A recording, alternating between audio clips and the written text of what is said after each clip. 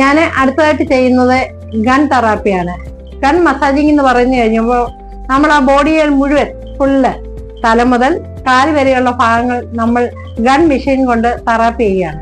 അതിലൂടെ ഈ പറഞ്ഞ പോലെ മെറിഡിയൻസും എനർജി പാത്തും ഓപ്പൺ ചെയ്ത് നമ്മുടെ ബ്ലഡിനെ കംപ്ലീറ്റ് ആയിട്ട് തല മുതൽ കാല് വരെ സർക്കുലേറ്റ് ചെയ്യുന്ന ഒരു മസാജിങ് ആണ്.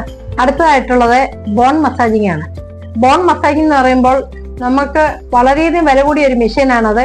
ആ മെഷീൻ ഈ പറഞ്ഞ പോലെ ബോഡിയെ കംപ്ലീറ്റ് ആയിട്ട് നമ്മൾ മസാജ് ചെയ്യുകയാണ്. മസാജ് ചെയ്തതിൽ നിന്നും നമുക്ക് മിക്സായി കിടക്കുന്ന ഞരമ്പുകളും നമുക്ക് ഡെലിക്കേറ്റഡ് ആയിട്ടുള്ള അസ്ഥികളും ഒക്കെ ഒന്ന് ഇമ്പ്രൂവ് ചെയ്യാൻ ആ മെഷീൻ കൊണ്ട് നമുക്ക് ഉപകരിക്കുന്നതാണ്. അടുത്തായി കൊടുത്തിരിക്കുന്നത് നീഡിൽ തെറാപ്പിയാണ്. ഈ എനിക്ക് കിടക്കുന്ന പേഷ്യൻസ് സ്ട്രോക്ക് വന്നിട്ട് വളരെയധികം ബുദ്ധിമുട്ട് നടക്കാൻ വയ്യാതെയാണ് ഇവിടെ വന്നത്.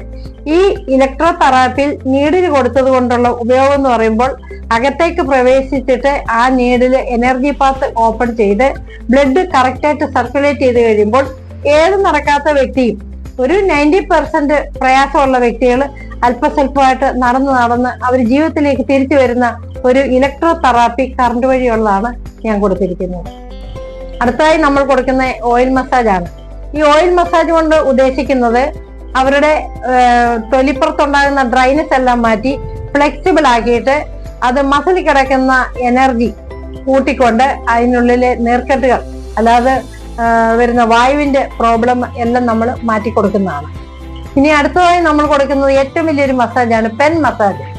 പെൻ മസാജ് നമ്മൾ ബോഡിയിൽ ഓടിക്കുമ്പോൾ അവര് മർമ്മത്തേലാണ് അത് പിടിക്കുന്നത്.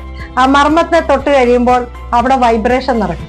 ആ വൈബ്രേഷൻ ആ ഞരമ്പ് ഓക്കെ ആണെങ്കിൽ അതിലൂടെ ഫ്ലോ ആകുന്ന മുഴുവൻ രക്തത്തെയും കറക്റ്റ് ചെയ്ത് തലച്ചോറ് വരെയുള്ള ഭാഗങ്ങളിലേക്ക് ഈ ഞരമ്പ് വഴി നമ്മുടെ ബ്ലഡ് സർക്കുലേറ്റ് ചെയ്യുന്നുണ്ട്.